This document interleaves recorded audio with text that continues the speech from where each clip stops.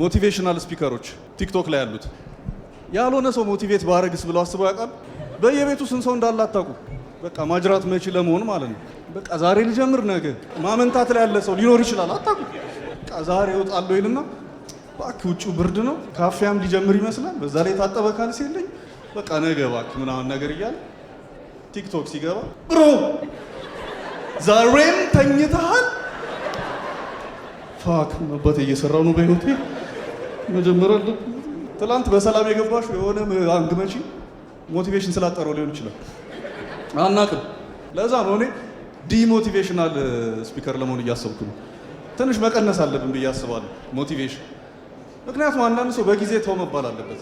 ለምሳሌ አሁን በርገር ይዛ የሚባለው ምግብ የሰራው ሰውዬ ተው መባል ነበረበት። እንደኔ